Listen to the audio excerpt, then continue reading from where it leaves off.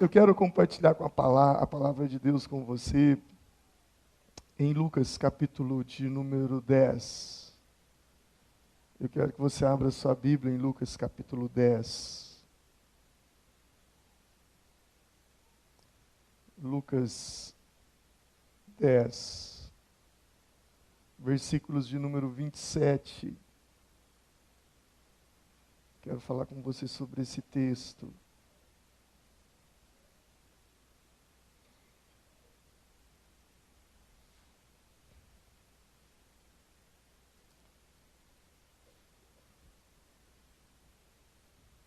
Todos já encontraram? Verso 27 diz assim: Eis que se levantou certo doutor da lei, e para o experimentar disse: Mestre, que farei para herdar a vida eterna? E perguntou-lhe Jesus: que está escrito na lei? Como lês tu? Respondeu-lhe ele: Amarás ao Senhor teu Deus de todo o teu coração, de toda a tua alma e de todas as tuas forças, e de todo o teu entendimento, e ao teu próximo como a ti mesmo. E tornou-lhe Jesus: Respondestes bem, faze isso e viverás. Amém. Feche os seus olhos por um momento. E vamos orar ao Senhor nesse instante, para que a nossa vinda aqui nessa noite não seja apenas uma vinda, um passeio, um momento de distração, talvez, ou de algo diferente. Não, vamos orar ao Senhor para que os céus se abram sobre as nossas vidas aqui e que algo da parte de Deus possa vir sobre nós e que alguma transformação possa ocorrer de dentro para fora. Pai, em o nome do Senhor Jesus, ó Deus, eu quero te agradecer porque o Senhor me trouxe hoje para estar aqui em Formiga, debaixo da tua proteção, debaixo das tuas mãos poderosas. E como eu gostaria de estar aqui, Senhor. Como meu coração estava nesse culto, Pai. Como meu coração estava aqui, porque eu sei que hoje será um divisor de águas nas nossas vidas, porque eu sei que a tua presença se encontra aqui, e eu quero te dar, Espírito Santo, total liberdade. É a tua casa, faça como tu queres, mova-te, Senhor, sobre as nossas vidas, provoque algo em nós, que a nossa intelectualidade, que a nossa capacidade mental, ó Deus, e emocional não consiga atingir. Traga algo que venha do céu sobre nós, Senhor, porque quando o Senhor traz algo do céu, tudo muda, Senhor. Nós não queremos apenas sentir uma emoção, não queremos ter apenas um momento de emoção, mas queremos algo concreto, algo que venha de dentro para fora, que transforme as nossas vidas, que mude o nosso coração, nossa maneira de pensar, nossa maneira de sentir, nossa maneira de agir. Aviva-nos nessa noite, Senhor. Aviva a nossa maneira de orar, aviva a nossa maneira de ler a Bíblia, aviva a nossa maneira de cultuar ao Senhor, aviva a nossa maneira de cantar e adorar ao Senhor. Aviva a nossa vida, torna-nos vivos, torna-nos fervorosos diante de Ti, Senhor, que nada nesse mundo, nada venha competir com o amor que temos com o Senhor, que nada seja páreo com a paixão que temos com o Senhor, que nada, absolutamente nada, se aproxime, ó Deus, que se aproxime, que chegue perto daquilo que nós temos para contigo, Senhor, que todas as coisas estejam tão distantes de nós, diante do nosso amor por Ti. Pai, provoca um amor em nós. É algo que não depende de nós. Senhor, nós queremos Te amar, mas a Tua palavra ela é muito clara. Nós Te amamos, porque um dia o Senhor nos amou primeiro. Em Romanos, Paulo diz que o amor de Deus está derramado em nossos corações pelo Espírito Santo, que nos fora outorgado, nos dado. Senhor, que o Espírito que em nós habita venha gerar dentro de nós um amor incondicional, algo que ultrapassa os limites dos nossos sentimentos, das nossas emoções. Queremos ser tocados pelo Senhor, Paizinho Santo. Por favor, faça isso conosco nessa noite.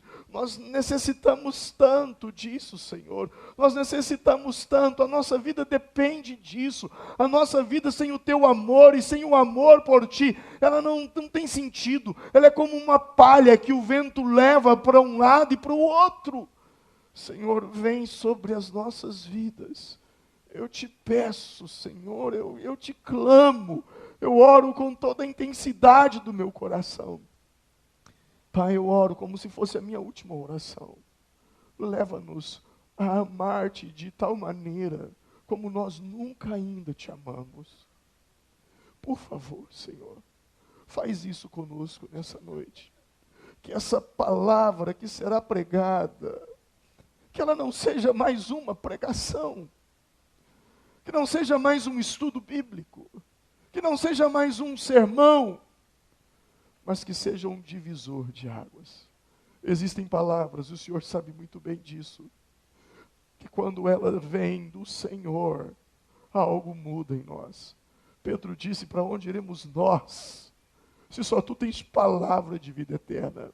E são essas palavras de vida eterna que nós queremos experimentar nessa noite. São essas palavras de vida eterna que nós queremos saborear nessa noite. Usa-me, Senhor, como um instrumento nas Tuas mãos. Sei que não sou digno disso, mas a Tua graça, que excede tudo, pode me capacitar a falar com essas pessoas uma palavra que ultrapasse palestra, que ultrapasse uma mera pregação ou a inteligência humana. Senhor, Pai, eu quero pregar nessa noite como Jesus pregava, a ponto daqueles que estavam ali dizer, Ele não fala como qualquer um, Ele tem autoridade para falar.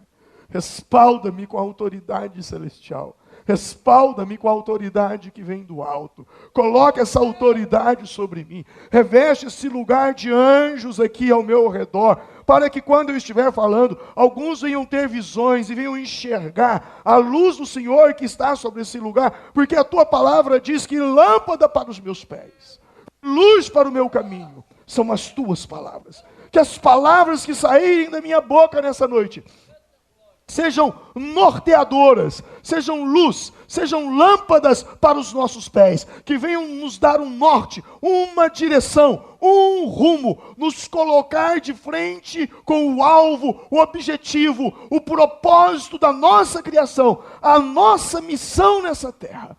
Que essa palavra venha nos trazer de volta para a nossa missão. É isso que eu te peço, Paizinho, e eu já te agradeço, porque eu já posso visualizar quão grandes coisas o Senhor operará dentro de nós. Amém. Amém. Todos digam graças a Deus. Amém. Irmãos, eu quero compartilhar com vocês, na verdade é uma sequência de ministrações que eu tenho ministrado aqui no mês de junho e adentrando no mês de julho.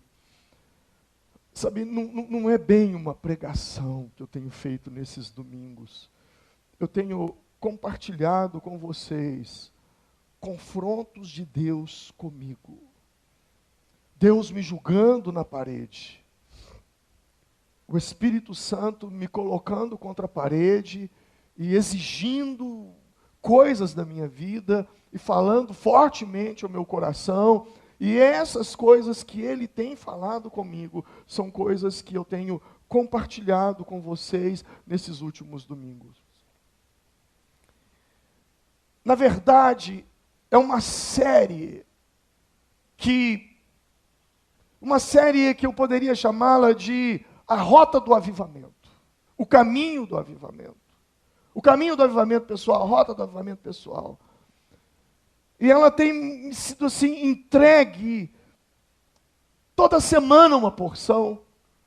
E não tem sido entregue tudo de uma vez. Geralmente elas vêm nos momentos de oração, nos momentos em que eu estou orando, ou em que eu estou refletindo ao Senhor e tendo um tempo de oração e falando com Ele e tendo tempo para ouvi-lo. E juntamente com essa palavra, eu estou lançando uma palavra muito boa, que já não é uma palavra que tem vindo direto para mim, mas é um estudo muito legal que a gente está fazendo no livro de Tiago. Se você não tem ido à célula, você está perdendo muito, porque nós estamos estudando sobre Tiago, e tem sido assim, muito edificante. Nós temos aprendido muito com essas palavras. Mas voltemos aqui para esse texto de Lucas. Jesus estava sendo colocado à prova. Sabe quando alguém quer te provar? Sabe quando alguém quer fazer um teste com você? Ah, vamos ver se ele sabe mesmo. Vamos ver se ele erra. E aquele homem chegou para Jesus e disse: Mestre, ele faz essa pergunta para Jesus ali, ele se levanta, e não era um homem qualquer, era um doutor da lei, era alguém instruído, alguém que tinha uma capacidade intelectual das Escrituras, da Torá, muito forte. E ele, tentando Jesus, experimentando Jesus, ele diz: Mestre, o que eu farei para herdar a vida eterna? E Jesus então pergunta: o que está escrito na lei? E ele vai para Deuteronômio, porque isso está escrito lá em Deuteronômio.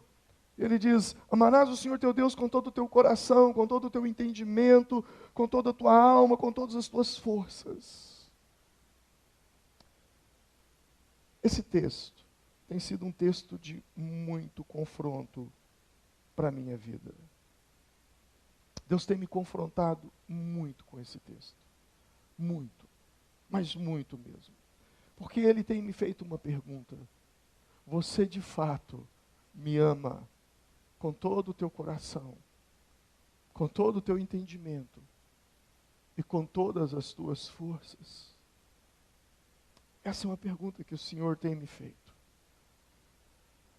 E hoje, quando eu retornava para Minas, e eu orava a Deus ainda um pouco sobre essa palavra, levantei cedo e viajei para cá, para estar aqui. E quando eu estava no avião, eu senti o Espírito Santo falar fortemente comigo: filho, existe uma diferença entre gostar de mim e me amar. Existem muitas pessoas que gostam de mim, mas nunca me amaram. Eu confesso para vocês que eu comecei a chorar. Eu comecei a chorar ali e comecei a dizer a Deus: Senhor, o Senhor está dizendo que eu não te amo? O Senhor está dizendo que eu não gosto, ou que eu apenas gosto do Senhor? E naquela oração, no meu pensamento a Deus, não veio nenhuma resposta. Em outras palavras, eu penso que o Espírito Santo deixou para que eu mesmo respondesse isso para Ele. A pergunta é: você ama ou você gosta de Deus? Você ama ou você gosta de Deus? Gostar é um sentimento, e é um sentimento que nem sempre está presente nas nossas vidas, porque ora eu gosto de você, ora eu não gosto de você. Como assim, pastor? Quando você faz as coisas do meu jeito, eu gosto de você. Quando você não faz as coisas do meu jeito, eu não gosto de você. Quando a seleção brasileira joga do meu jeito, eu gosto da seleção brasileira. Quando ela perde para a Bélgica, eu não gosto da seleção brasileira. Quando o Neymar joga bem, eu gosto do Neymar.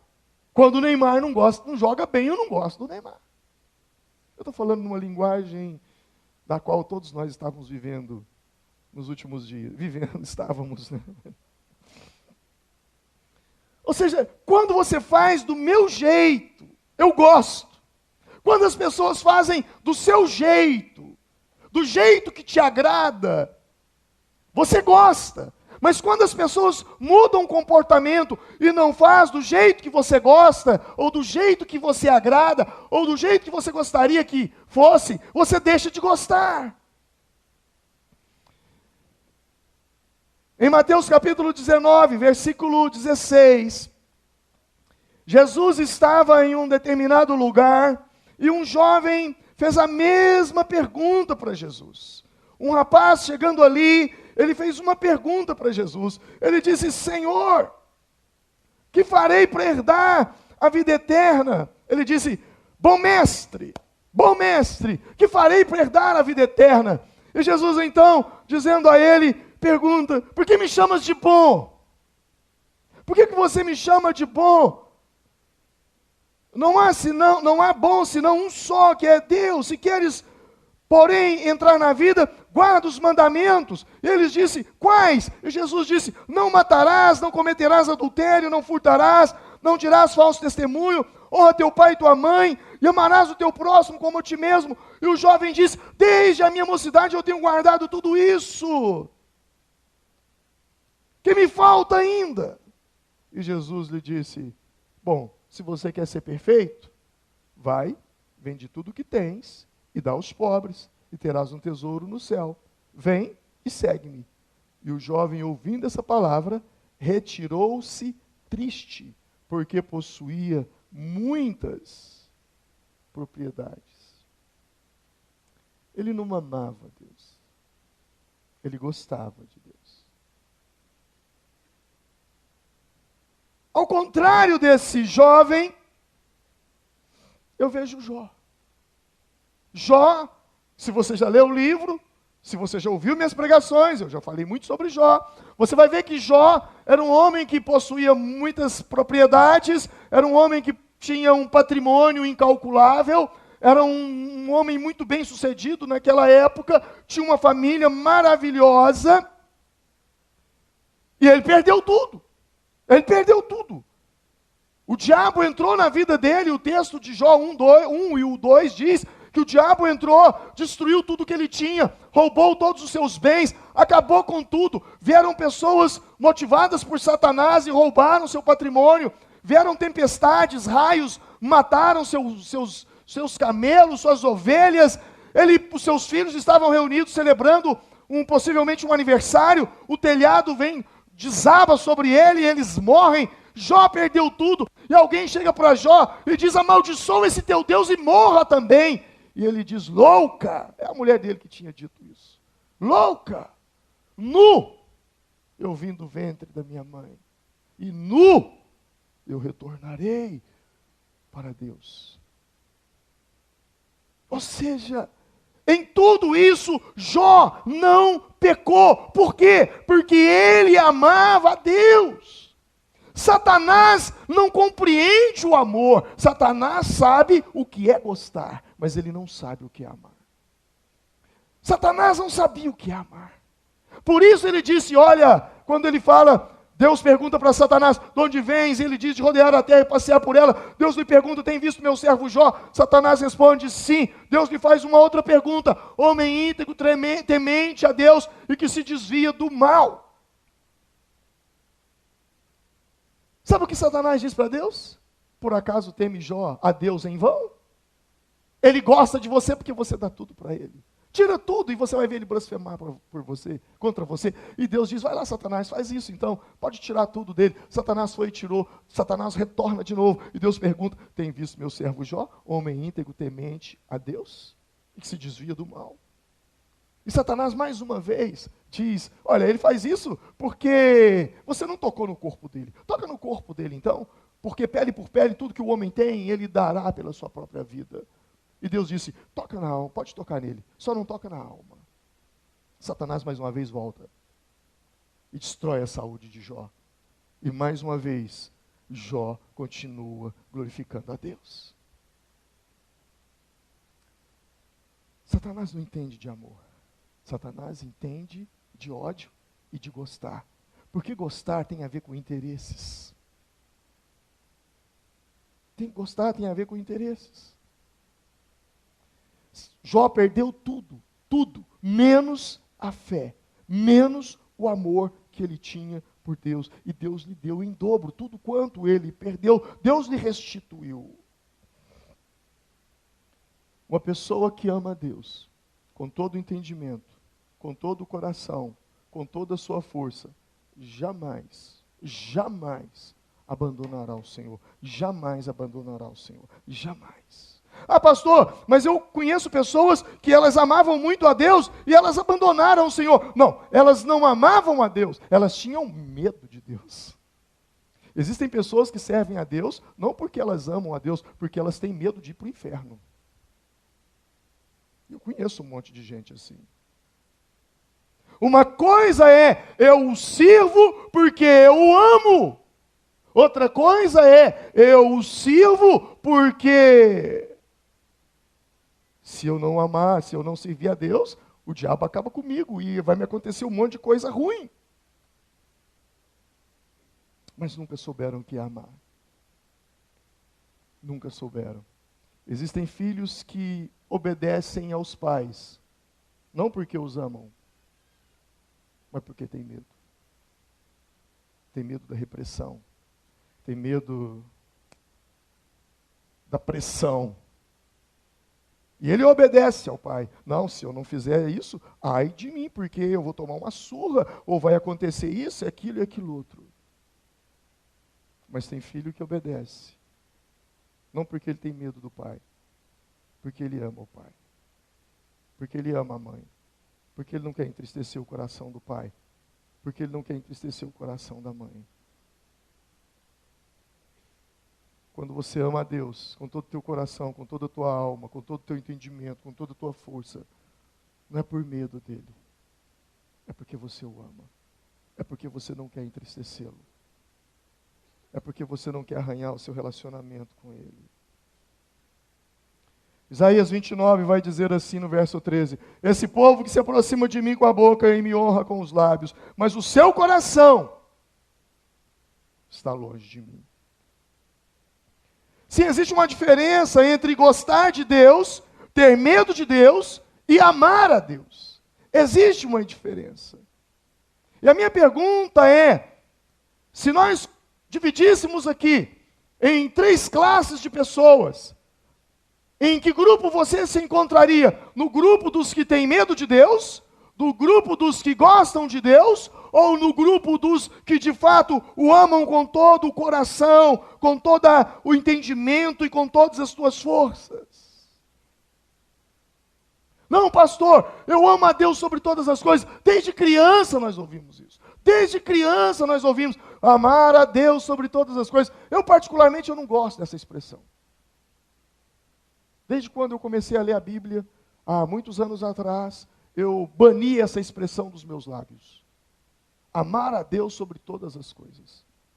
Eu não gosto dessa palavra. Porque essa palavra na Bíblia não é isso. Na Bíblia é, amarás o Senhor teu Deus com todo o teu entendimento, com todas as tuas forças e com todo o teu coração. Quando eu amo a Deus sobre todas as coisas, a minha esposa não é uma coisa. Ai de mim se eu chamar minha esposa de coisa. Vou dormir no sofá essa noite. Meu filho não é uma coisa. Meus amigos não são coisas. Você está entendendo? Coisas, são coisas inanimadas, materiais. Pessoas não são coisas. E às vezes eu posso amar a Deus mais do que essa bateria, mais do que esse prédio. Mas o que Deus exige de mim é que eu o ame mais do que a minha família. E vai além. Mais do que a mim mesmo. Amar ao próximo, eu devo amá-lo como eu amo a mim mesmo. Mas amar a Deus, eu devo amá-lo mais do que eu amo a mim mesmo. É um amor incondicional.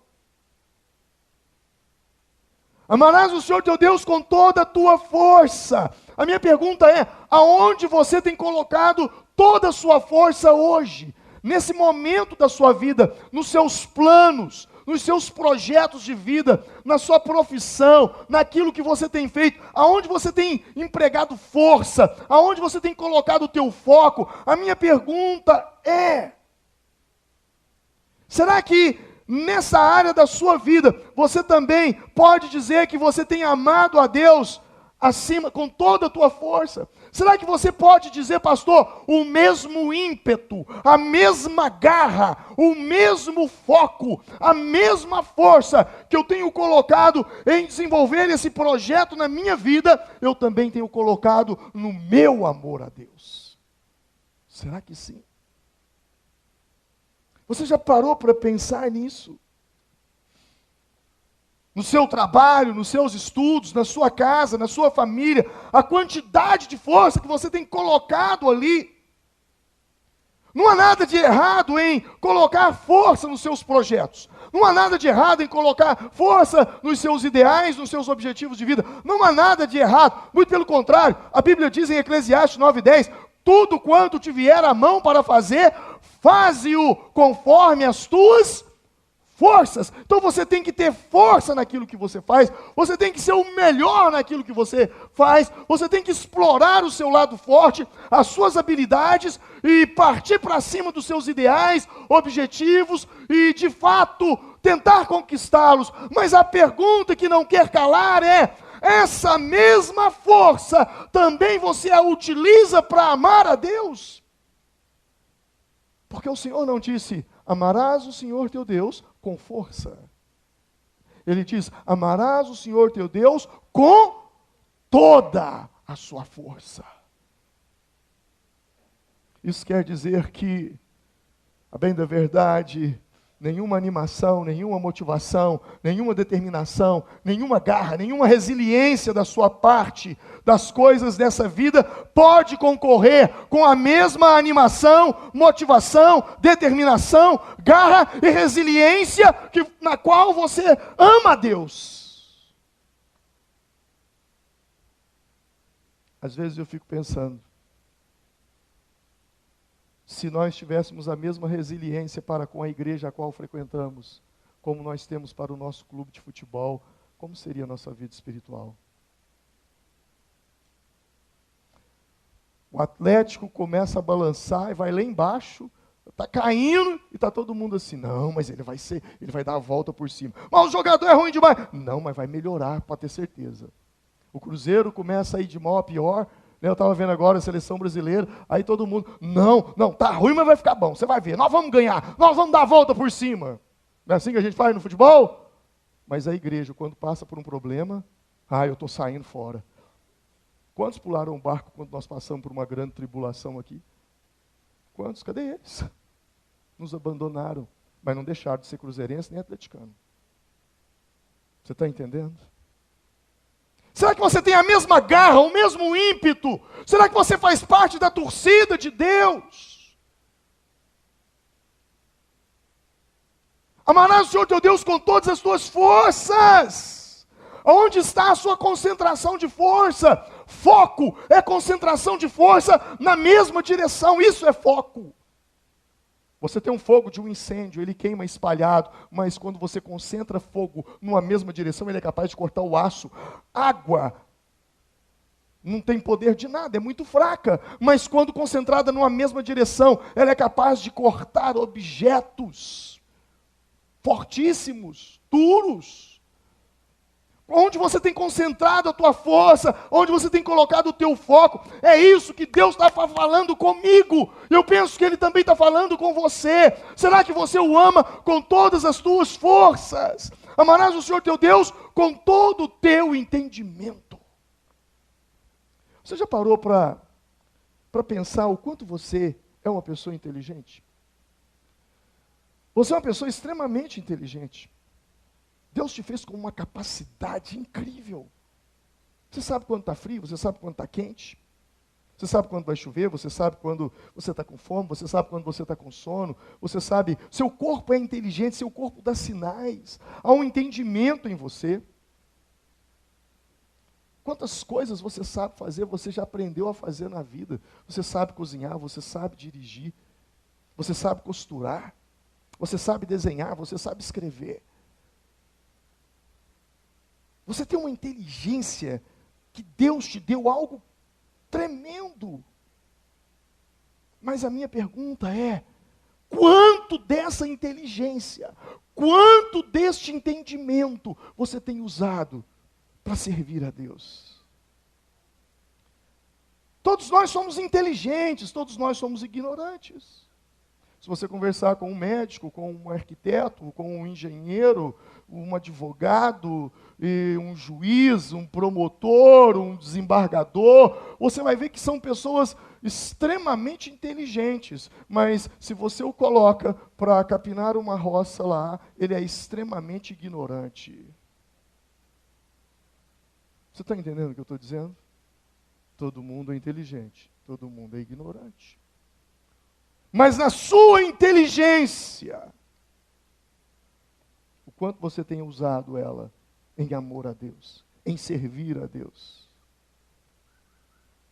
Nós vivemos numa geração em que as crianças de 6 anos hoje, elas têm mais conhecimento do que os reis e faraós que existiram nos séculos passados.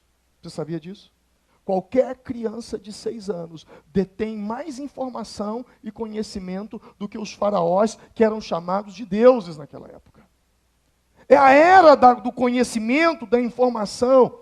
Mas agora nós estamos diante de uma questão colocada por Deus, que nós devemos amá-lo com todo o nosso entendimento, com todo o nosso conhecimento. Será que você tem colocado sua inteligência a favor do reino de Deus? De que forma você pode amar a Deus com todo o seu entendimento? Usando sua inteligência para te aproximar mais de Deus. De que forma? Agora há pouco o irmão ministrava louvor e ele citou o nome falou do Neymar e dos jogadores. Ainda nós estamos na ressaca da Copa do Mundo, né? Mas é incrível como que muitos de vocês sabem dizer a escalação de um time.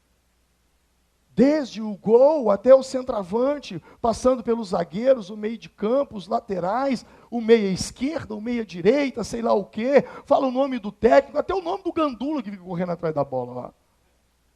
Cara, mas você não conhece nada de Bíblia. Quando eu falo, vamos abrir Ageu, onde é que é esse, cara? Para que é Ageu? O que é isso? Vamos para Sofonias, vamos para Malaquias, vamos para Zacarias. Você nunca se interessou em decorar a ordem da Bíblia. Você não sabe, não é porque você é burro, não porque você não é inteligente, é porque você não tem interesse. É porque você não ama com todo o seu entendimento. Será que você é capaz de me contar a história de como é que funcionava o tabernáculo na Bíblia? Quem construiu o primeiro templo? Como era a política no Antigo Testamento?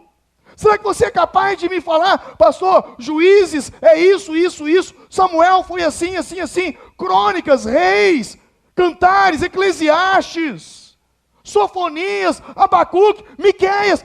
Quando você lê o livro de Miqueias, parece que você está lá em Brasília. Você sabia disso? Quando você abre a sua Bíblia e começa a ler Miqueias, você fala assim, gente, parece que isso aqui foi escrito para os políticos do Brasil. Mas você não usa o seu entendimento para isso. Você tem inúmeras faculdades, mas não conhece as Escrituras. E Jesus disse, errais por desconhecer as Escrituras e o poder de Deus. Examinai as Escrituras, porque são elas que testificam de mim, disse Jesus. Eu vou passar um vídeo para vocês. É um vídeo de 1 minuto e um pouquinho. A China é um país comunista. Se você lesse Bíblia, você nunca seria comunista na sua vida. Toda pessoa fala, eu sou crente, sou comunista. Você fala, então vai ler a Bíblia. Porque não existe comunismo na Bíblia. Os comunistas detestam, odeiam os cristãos. Aonde há comunismo, não pode haver igreja cristã, a menos que seja controlada pelo governo. A mensagem que eu vou pregar hoje, eu tenho que mandar para o governo e perguntar, posso pregar isso? As Bíblias foram banidas dos países comunistas. E a China é um deles. Mas agora chega um carregamento de Bíblia lá. Por favor, irmão, coloca para mim. Olha a cena. A Bíblia está chegando lá. Sua primeira Bíblia. 些做了，叫些做。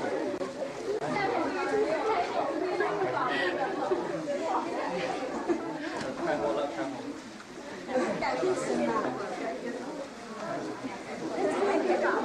哎呀，感谢主啊！改变是我们该需要的。当我看到这本书，或者看到了那些帮助我们的弟兄姊妹们，他们的血和力带回来的，这是我们教会这个时候最需要的，真是我们最需要的事。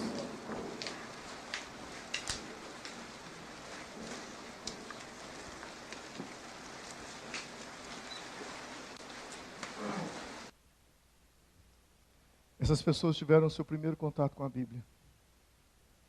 Elas criam no Senhor, elas ouviam pregação. Muitos tinham uma página da Bíblia, porque quando a Bíblia chegava lá, eles rasgavam uma página e davam uma página. Toma uma página para você, uma página para você, uma página para você. Era o que eles tinham. Agora a Bíblia chegou lá. Você viu como é que é? O interesse.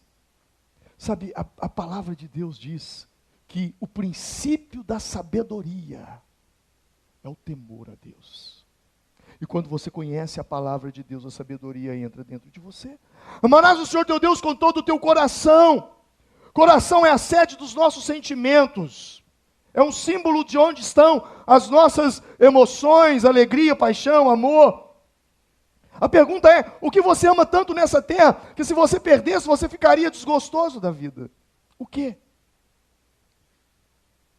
Casais que amam muito a Deus, que amam a Deus com todo o seu coração, com todo o entendimento, com todas as suas forças, quando se tornam viúvos, eles sofrem menos.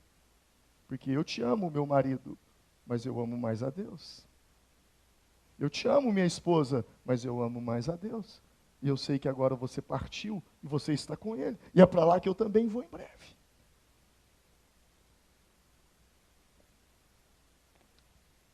Deus um dia testou Abraão. Abraão, a vida toda de Abraão se deu em torno de um filho. E Deus deu um filho a ele, chamado Isaac. Mas do mesmo jeito que Deus deu, Deus pediu. Sacrifica o teu filho. Era uma prova. E Abraão foi sacrificar o filho. E Deus disse, pode parar, Abraão, porque eu só queria saber o quanto você me ama.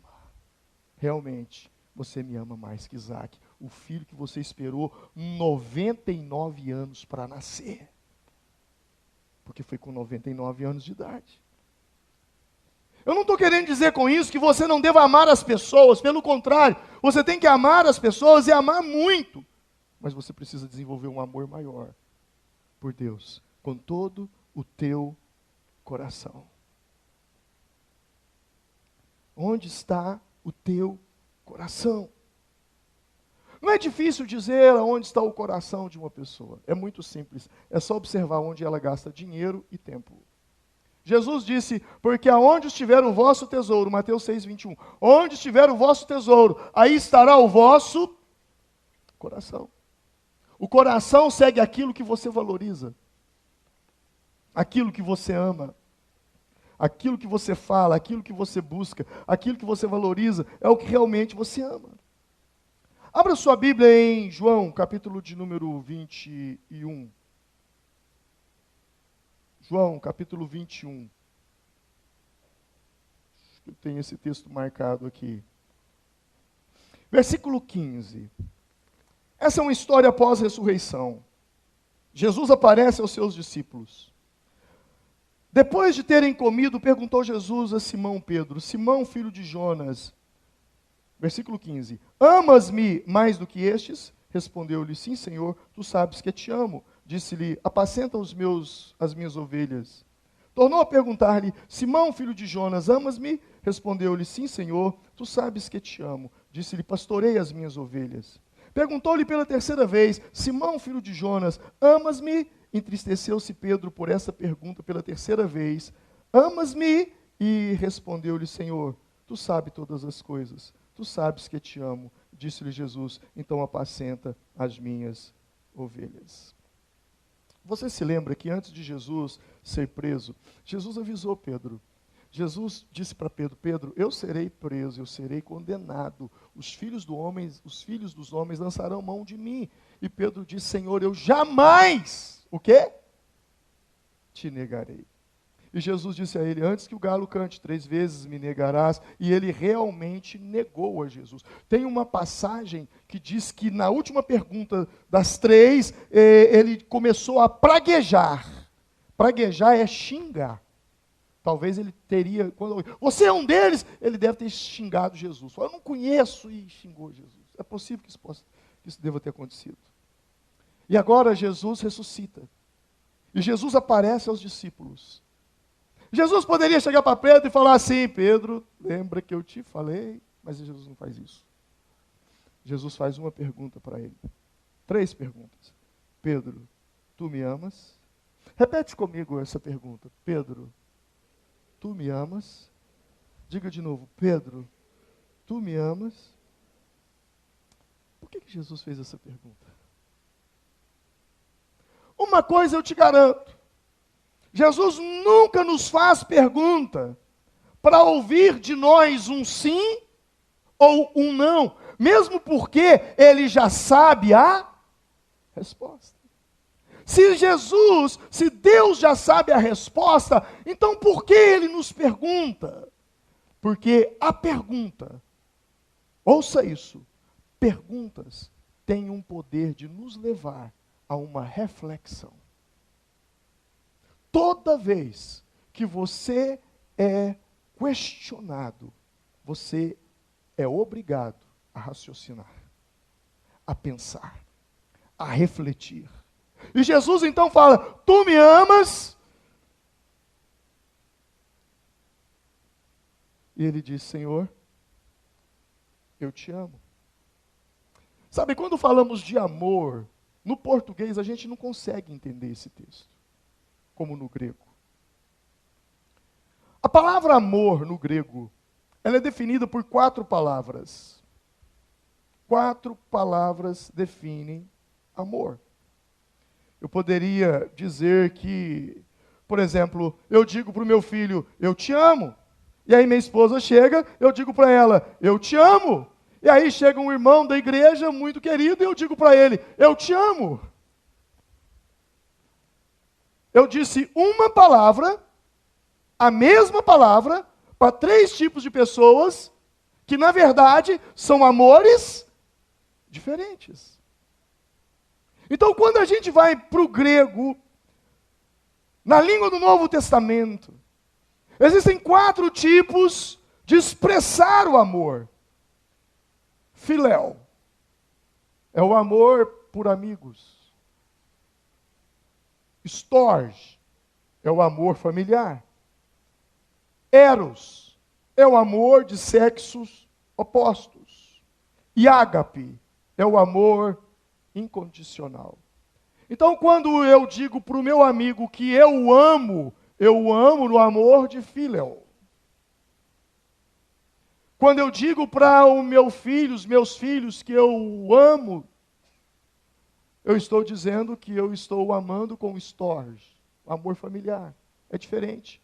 Mas quando eu digo para minha esposa que eu a amo com o amor eros, que é o amor de sexo oposto.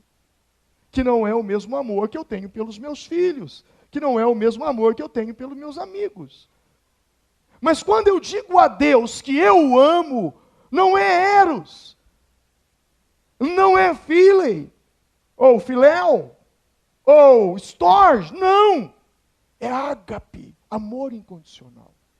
Então Jesus chega para Pedro e diz assim: Pedro, preste atenção nisso, para você entender o texto. Pedro, tu me ágape. O que é ágape? Amor incondicional. E sabe o que Pedro responde? Sim, Senhor, eu tu filei. Entende? Sim, Senhor, eu te amo, mas não no amor incondicional.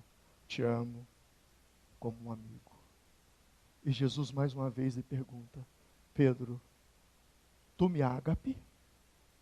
E ele responde: Senhor, tu sabes que eu tu filei. Porque a cabeça de Pedro estava lá quando ele negava a Jesus. E o que me chama a atenção é que na terceira vez, Jesus não diz, Pedro, tu me ágape. Não. Jesus diz, Pedro, tu me filei. E Pedro se entristece, porque ele não conseguia dizer que o amava com o amor de Deus. E Jesus diz, Pedro, Jesus muda a pergunta, não é tu me ágape mais, Pedro, tu me filei. E Pedro diz, Senhor, tu sabes todas as coisas, tu sabes que eu tu filei. Irmãos, qual é a sua resposta? Se o Senhor te pergunta hoje, filho, filha, tu me ágape, tu me ama com um amor incondicional, tu me ama com um amor que se você perder tudo, perder seus bens, perder seu patrimônio, perder tudo, perder sua saúde, perder seus amigos, perder tudo, você ainda continua me amando.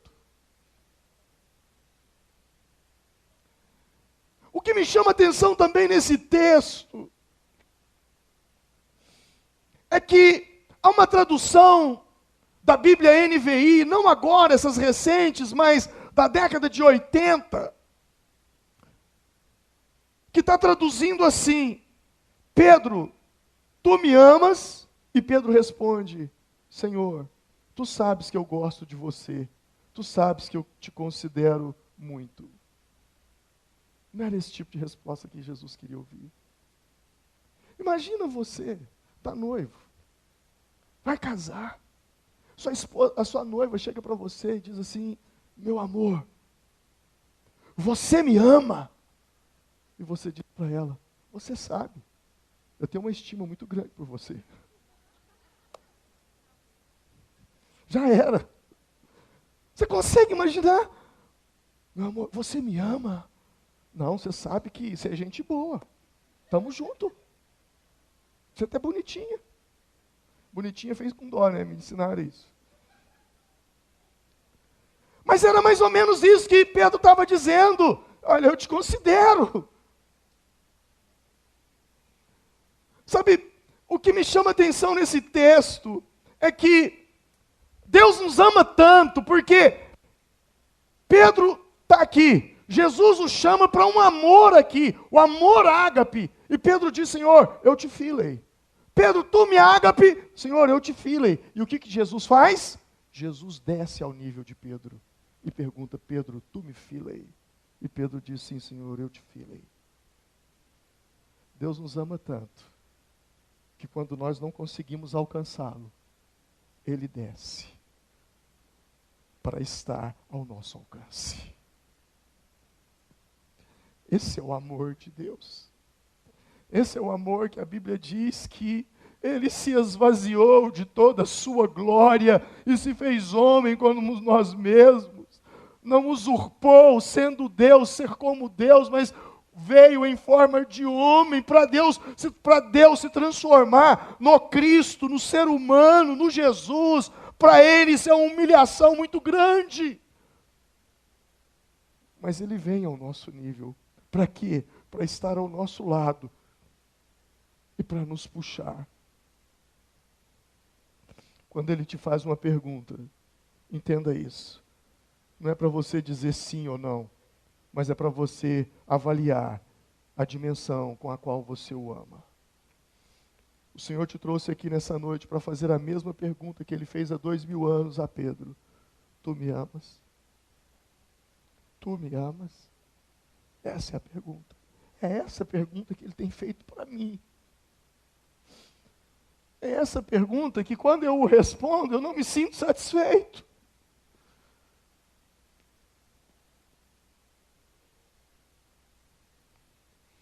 Sabe, existem 3 coisas que nós podemos usar como níveis que podem medir o nosso amor a Deus.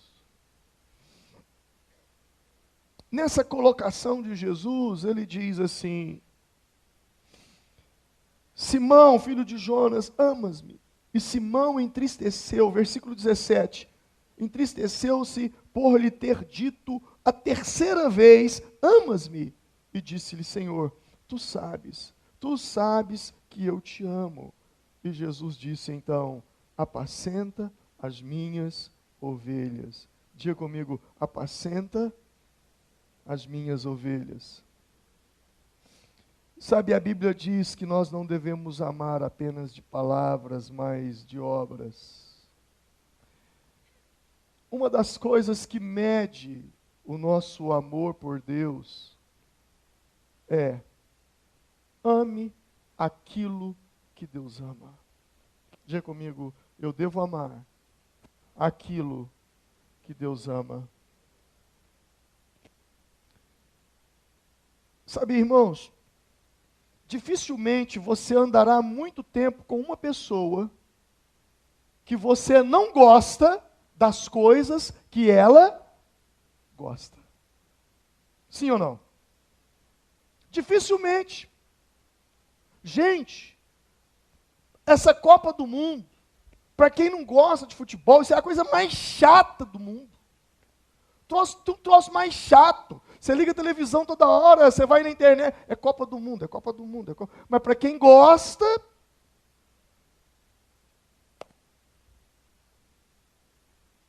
não é?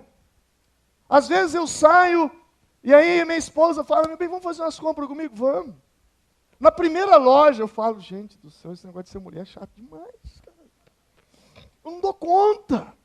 Não, porque eu já sou assim, eu chego ali e falo, tá vendo aquela roupa ali? Tô, faz favor, pega ela, eu quero é aquela lá. Não, a mulher, ela faz a pessoa descer as roupas, tudo do troço lá. Eu quase morro de vergonha.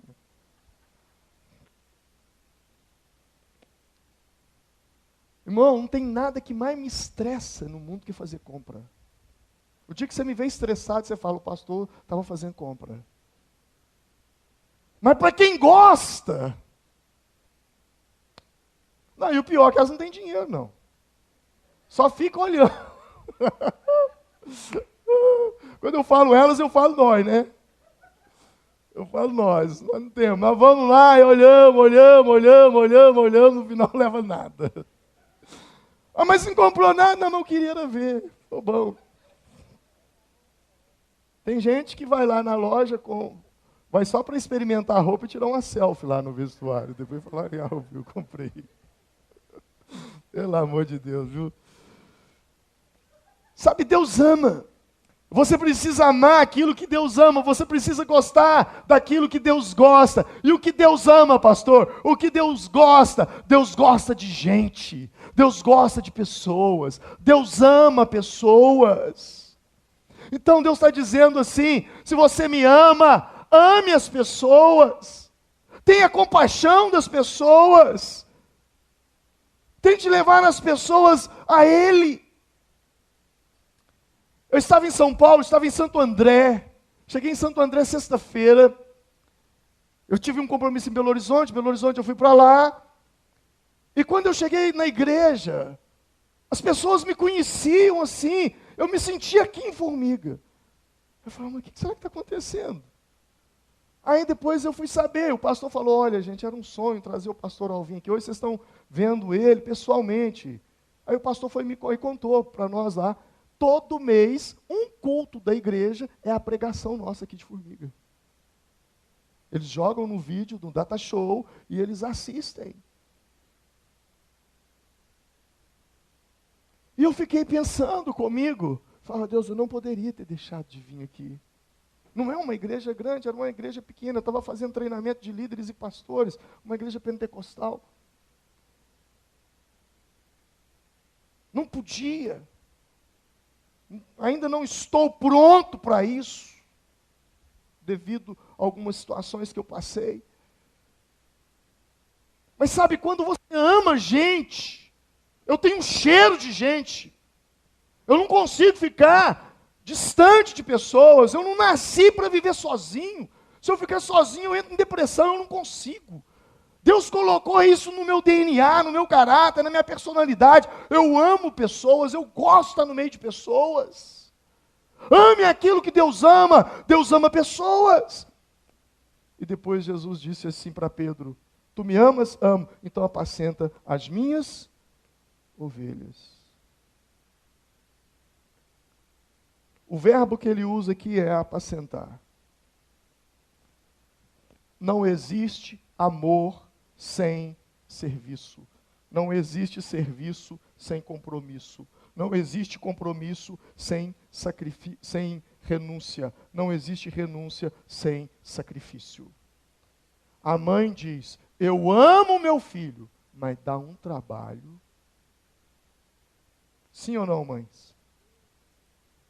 Por quê? Porque não existe amor sem serviço, não existe serviço sem compromisso, não existe compromisso sem renúncia, não existe renúncia sem sacrifício. Quem ama, sacrifica. Quem ama, abre mão.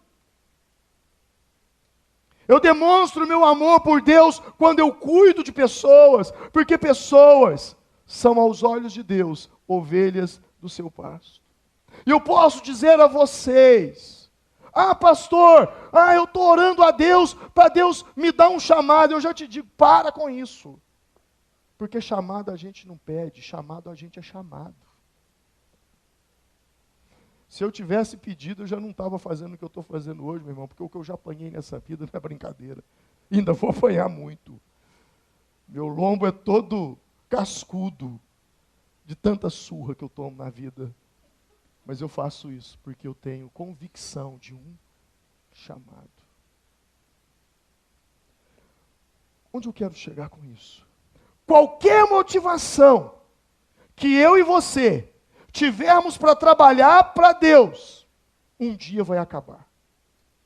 Qualquer motivação que você tiver para cantar nessa igreja, para tocar nessa igreja, para liderar uma célula, para ser um obreiro, para pregar, para abrir um trabalho, para fazer qualquer tipo de trabalho dentro da igreja, para cuidar das crianças, para trabalhar com juniores, para trabalhar com adolescentes, qualquer tipo de trabalho que você fizer para Deus, um dia a sua motivação vai acabar.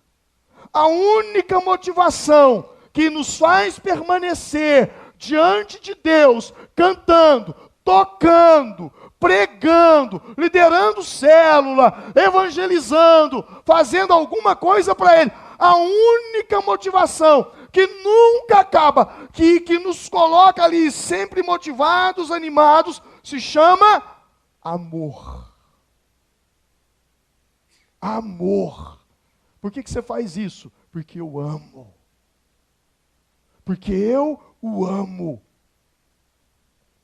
Nada que te empolga no começo vai continuar te empolgando depois. Tudo quando você começa a fazer alguma coisa é a maior empolgação. É o maior entusiasmo. Né? Outro dia eu estava rindo da minha filha. Entusiasmou com a academia, foi lá, pagou 6 meses. Não foi 6 dias. Entusiasmo. Né? Você vê as pessoas, elas se entusiasmam, elas vão, entusiasmam com uma coisa, entusiasmam com outra coisa, mas de repente, daí a pouco, passa. Por que passa? Porque não tinha amor. Não tinha amor. A única coisa que te faz permanecer, se você quiser permanecer nessa igreja, firme aos pés do Senhor, a única coisa que vai fazer você permanecer aqui, não é o pastor Alvim, não são as minhas pregações, não é a igreja, é o seu amor. Porque quando você sofre decepções e você se decepciona, o que te faz permanecer é o amor. Porque o amor tudo suporta. O amor tudo sofre. O amor tudo crê. 1 Coríntios 13 diz isso. E eu termino te dizendo que uma outra coisa que pode ser utilizada para mensurar o teu nível de amor por Deus se chama tempo. O tempo é a prova do amor.